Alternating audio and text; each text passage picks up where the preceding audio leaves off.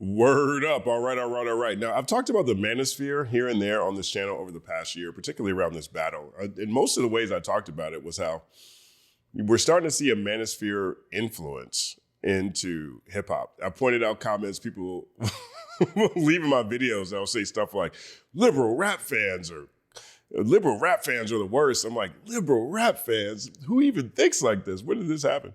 And if I really think about it, I remember doing this video at Hip Hop DX. And I didn't even get it at the time, but this had to be 2016. And it was called Beef with the Game. And it was talking about Game and Meek Mill and how that's not necessarily the real beef, how the game is really messed up. And it was looking at incidents of police violence that had taken place recently. And this one comment stood out to me for a decade now plus. And somebody in that comment said, man, the second half of this video turned into a social justice warrior. And I had no idea what a social justice warrior was. I didn't know what the slang term was for that. I just wasn't even aware of that terminology in that context at that point in time. So I looked it up and I'm like, oh yeah, I guess so. Yeah, I like social justice. Yeah, I think that there needs to be a whole lot. I think we need to have our civil rights protected. Yeah, you know what I mean? I didn't even think it was part of a whole wave of online communities that were dedicated to driving people towards the right. Okay, and so this past year, when it came to the Manosphere, we've noticed that quite a bit particularly in the battle between Kendrick and Drake. You know, you've seen it with the Hells Angels make an appearance.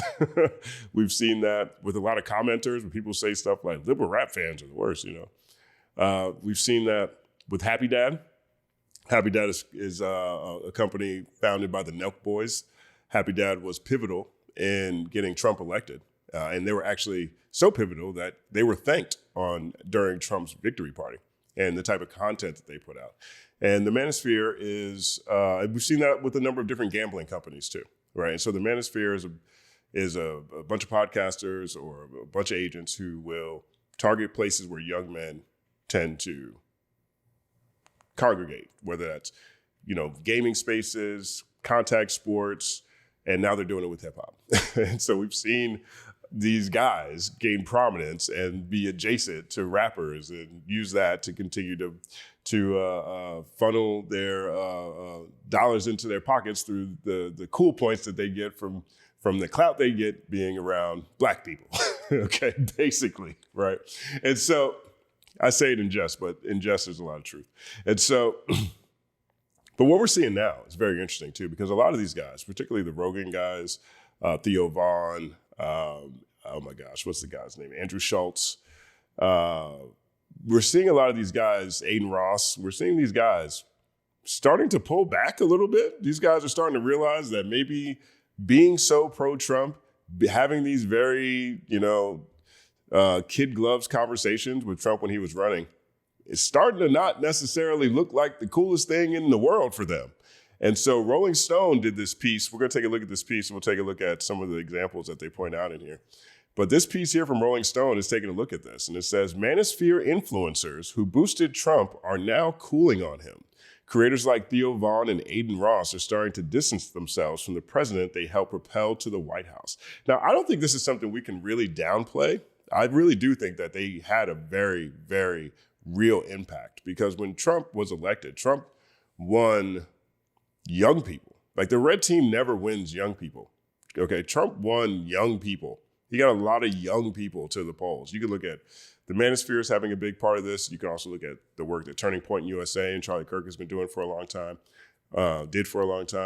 as being a part of this as well. And so I don't think this is one of those things where we can say, just because a celebrity spoke at a convention, that was enough to turn the tide. Like, this was a much more focused, much more consistent conversation that's been taking place much longer than even just this election cycle, right? So I don't think that headline is hyperbolic by any means. Here's what it says. Manosphere podcasters didn't win Donald Trump the presidency in 2024 election cycle, but they went a long way to solidifying the president's support among large swaths of young men who follow them. Now, I think that's a weird way to frame this sentence.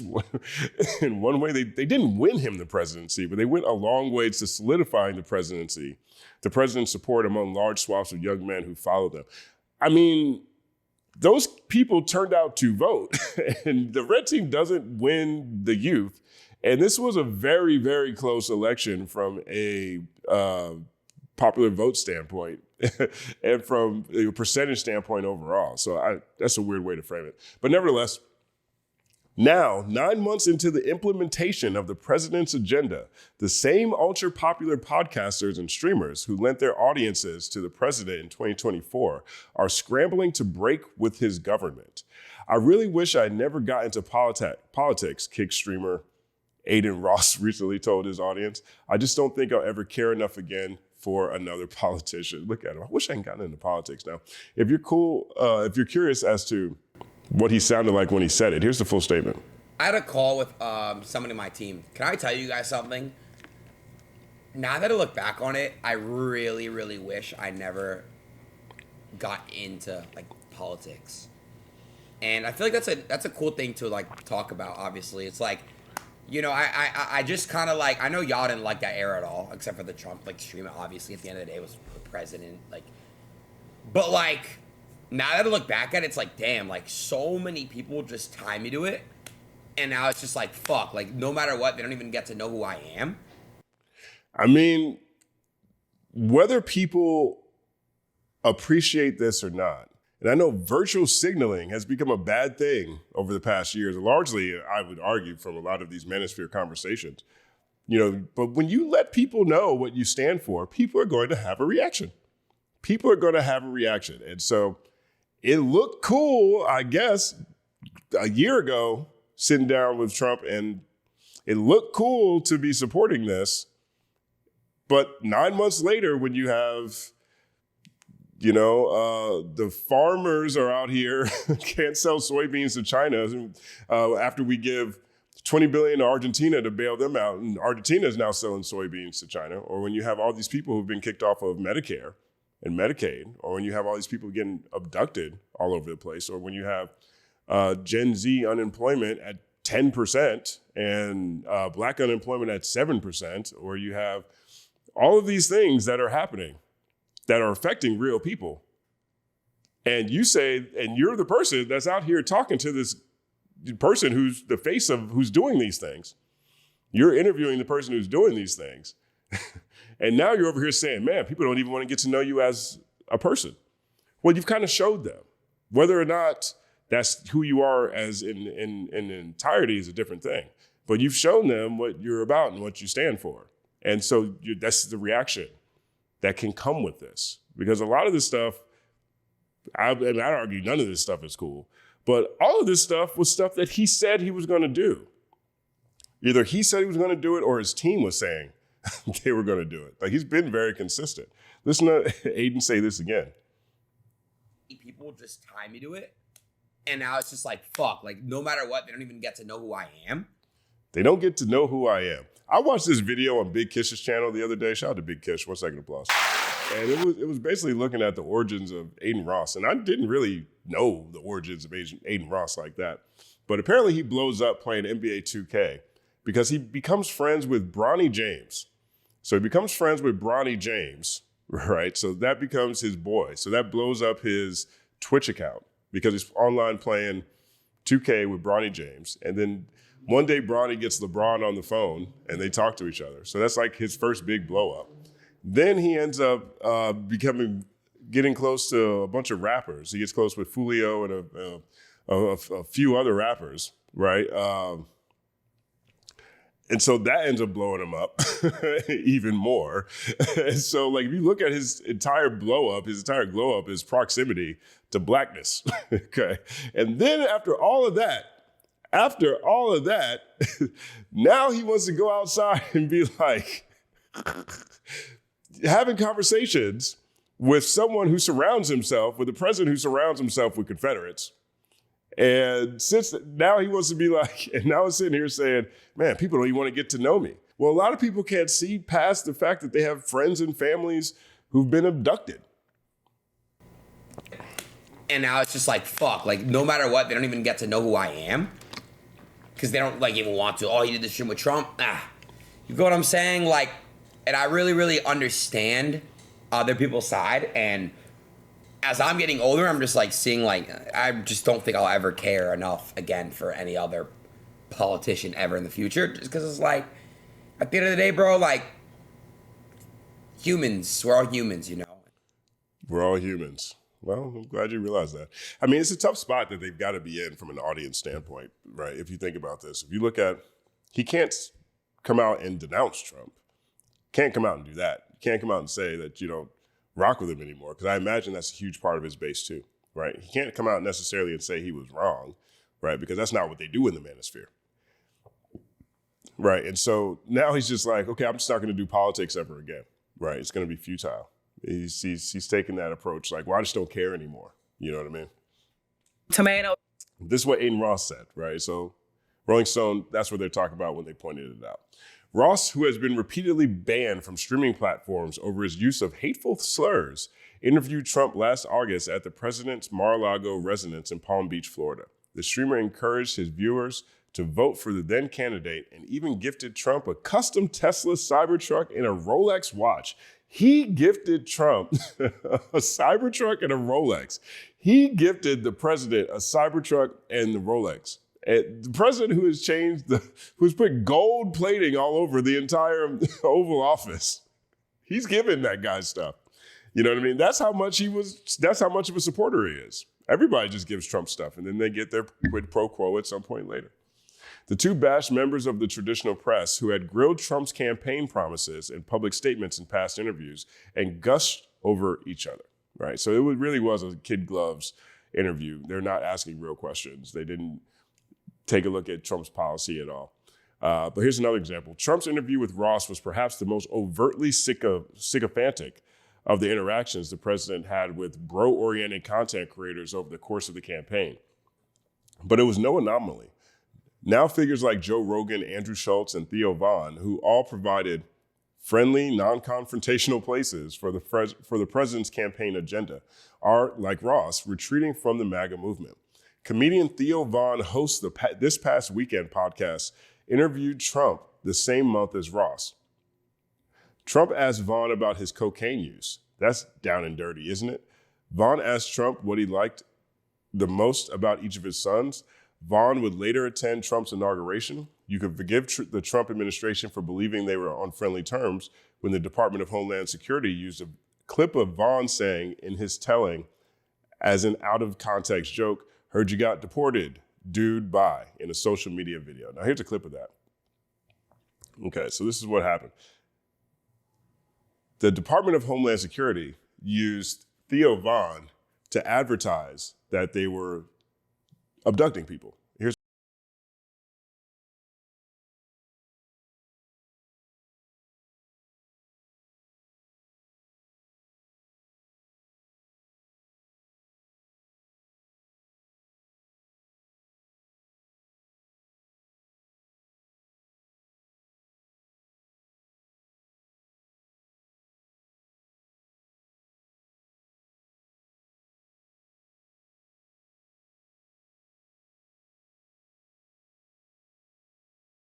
So that's how they used Theo Von. Now, Theo Von wasn't happy about that.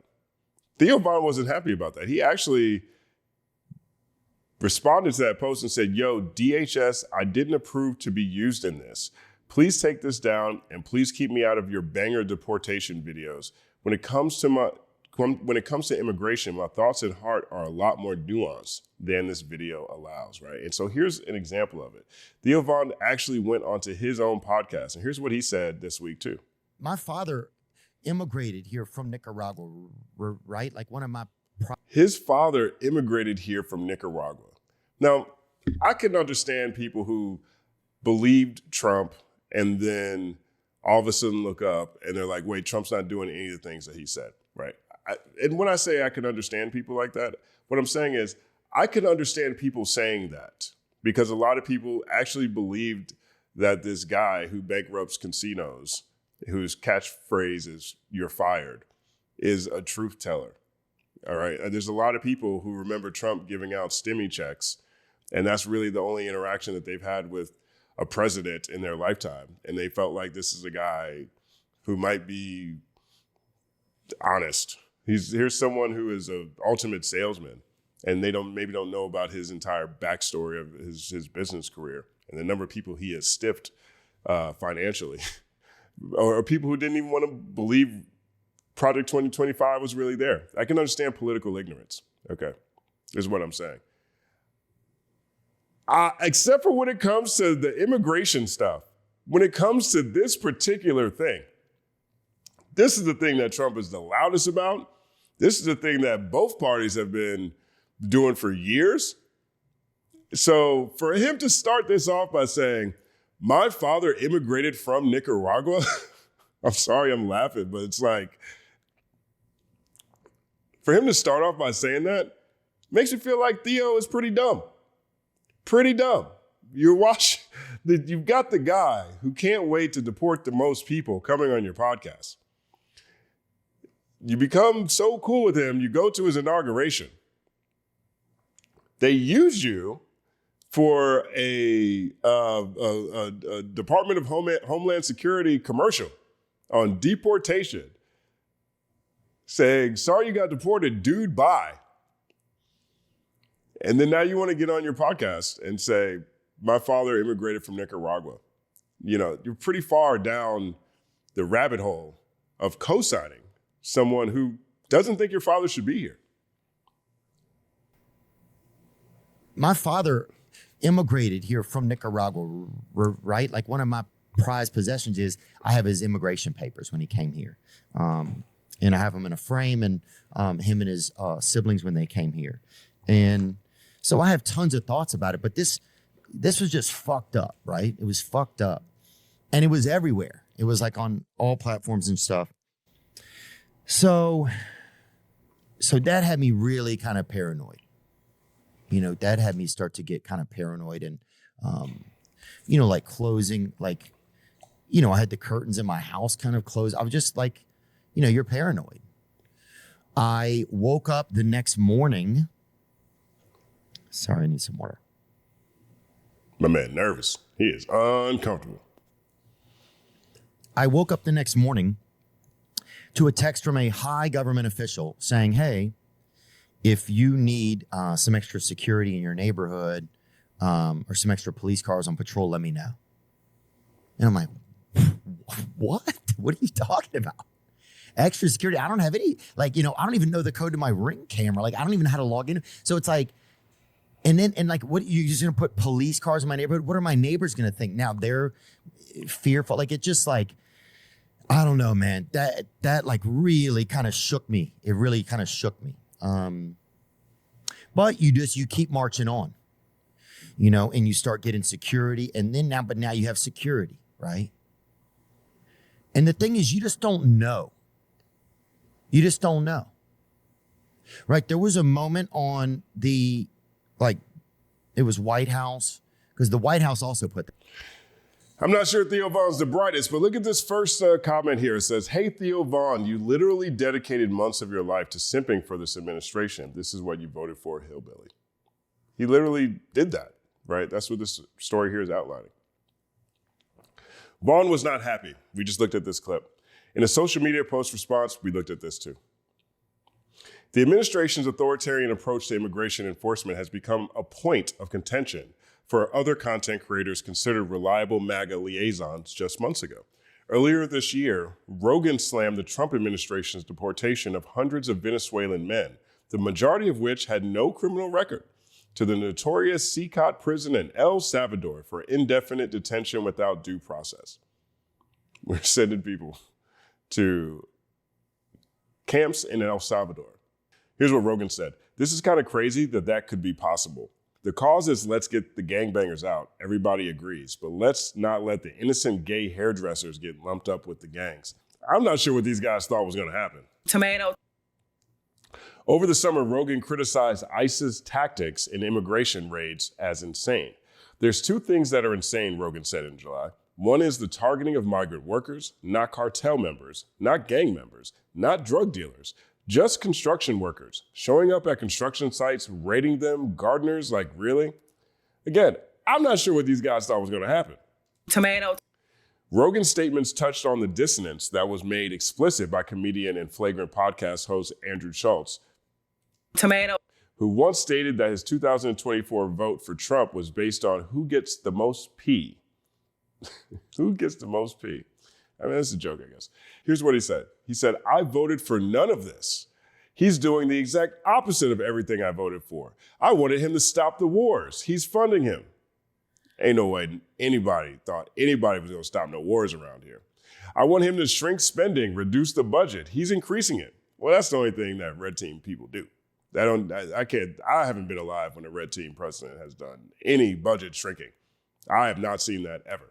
It's like everything that he said he's going to do except sending immigrants back. And now he's even flip-flopped on that, which I kind of like. Tomatoes. These guys had the president come on their platform, didn't ask him any real questions. And now the president is outside doing everything that he's basically said he was going to do his entire campaign. And they're all like, I didn't know he was going to do this, right? But none of what Trump has done since retaking office should come as a shock. Trump had been vowing to go after immigrants as well as his critics and political opponents for years. That's true. His plans for ruthless, relentless mass deportations were as explicit as his designation of migrants as poison to the blood of the nation. That's true too. It's a shame that many of the content creators who helped put him back in office only seem to be realizing it now. Yeah, I mean, that's really what it is. And I think this has a lot to do with it, to be honest. Like, I think these guys are reading their room. I think they're looking at their base and they're saying, all the young people that do not like to see what's going on. I think they look around and they see young people can't find jobs. The AI is taking jobs. I think they see young people who are 10% of Gen Z is unemployed. I think you're starting to see a lot of young people be turned off by these policies. I think the videos of these ICE raids there's a lot of disturbing videos that have been going around. And it's very obvious that they're taking more than what they said they were. You know, like Rogan said, they're focused on more than just gang members. There's a lot of people who are actually citizens that have been deported without due process. Okay, so this has gone way past what a lot of young people expected to see. And per this Newsweek article, Donald Trump's approval rating plummets among young. So here's the beginning of it. It says, U.S. President Donald Trump's approval rating has plummeted among young people, according to new survey data. According to analysis by data journalist G. Elliott Morris, posted in his Substack blog, Strength in Numbers, Trump's net approval among people aged 18 to 29 has declined by 35 percentage points since November 24. 35 percentage points. The Manosphere gained its strength in its audience by going into places where men were, where young people were, where video games and contact sports and hip hop. They went to go get young people. Donald Trump did very well with young men, particularly at the polls. Now those people, 35% of which are saying, we don't like any of this. And I know that has to have a direct impact on these guys' audience. I mean, even Charlie Kirk, before Charlie Kirk was murdered, apparently he was about to turn against Israel. There were videos of Charlie Kirk having conversations with young people in his audience where they're saying that they didn't like how much of an impact Israel was having in America, but particularly with this administration too, right? So there's several issues that young people are just not cool with. And I think these guys are seeing it in their audience. I think they can see the tide is turning when it comes to the tone and temperament of what people are feeling when it comes to the actions of this administration. And I think they're trying to get ahead of it. Like, even after Trump leaves office one day, let's say he never leaves office, but if Trump passes away, at some point in time, people are going to be, you're not going to be able to keep riding the MAGA train the same way. There's not going to be another person as charismatic as Trump, right? So I think these guys are all seeing that. I think they're all seeing that.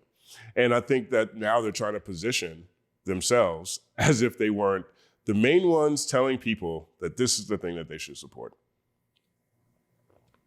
Here's what White House spokesperson Abigail Jackson told Newsweek. President Donald Trump is keeping his promises and making America great again. Whether it's securing the border, securing historic investments in American manufacturing, taming Biden's inflation crisis, or fighting against the Democrats' radical demands for free health care or illegal aliens. Referring to a Rasmussen poll, which is the most conservative poll, reports poll from September 25th, she added, that's why over 57% of Americans approve of what President and the incredible job he's doing. So that's the spin. But let me know what you guys think about all this. Are you guys seeing a shift in some of the tone and temperament from Manosphere podcasters, or even just people that you saw last year who were very, pro this administration and compared to where we are a year later. My name is Justin Hunt. Like and subscribe to the channel. Follow at The Company Man on everything, including The Company Man podcast, wherever you listen to podcasts. It's all happening.